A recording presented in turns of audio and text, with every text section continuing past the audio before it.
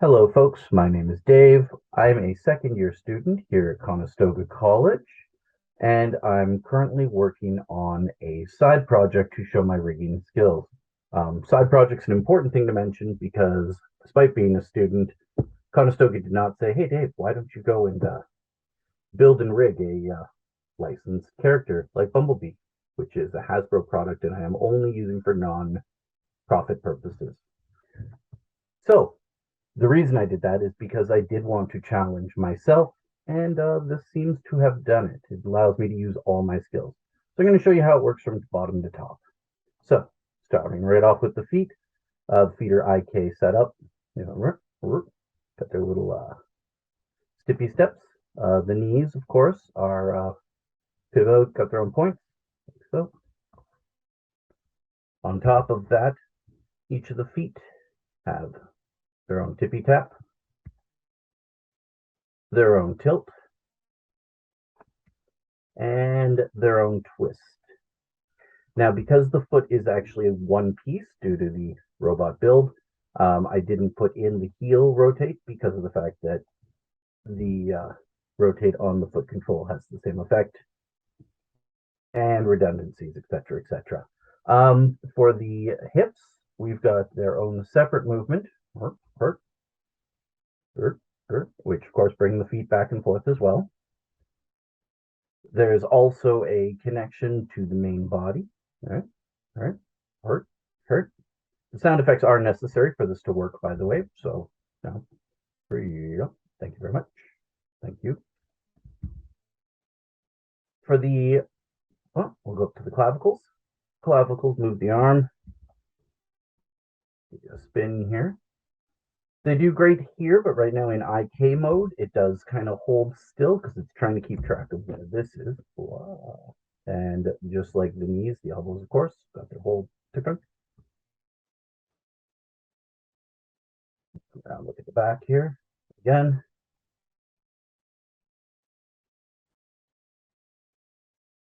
Hands, I've got most of the basics controls for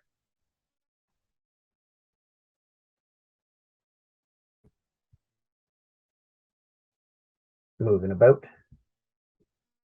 All the fingers, of course, also have individual controls for somebody who wants to really just get in there and be very specific about what everything's doing.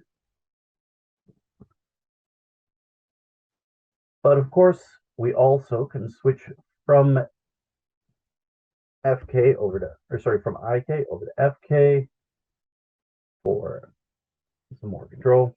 Shake my hand from a distance.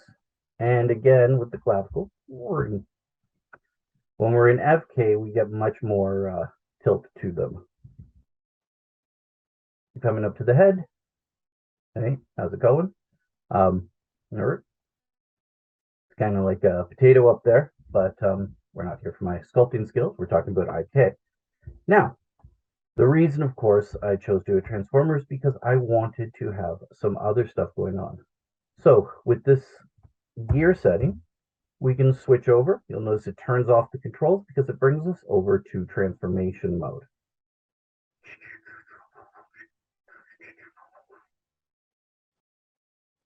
The transformation is done in 12 steps, so it's easy to drop into an animation. The only other control here is the wheels. We're here. I originally had the wheels spinning, but the design of them makes it so you don't actually notice that. So we just got rid of that and figured throw a logo on there in After Effects later on. And my final controls are the movement. I've put the entire model onto a movement widget. That way, when we go between, if you've moved all the way over here and you wanted to go into your animation mode, it knows to stay there.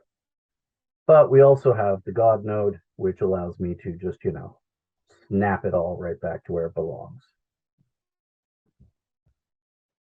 And in general, that is what I've got here. I would say this has probably been about the rigging itself, probably 20 to 30 work hours. The model, probably another 20. But in all fairness, I learned an awful lot about modeling that could bring that number down. Likewise with the rigging. So, if you see anything you like, or if you are a professional rigger who has some of those steps that could have made this much better or easier, I'm always open to commentary, and it would be at moredavewatson@gmail.com, which will show up on the screen now.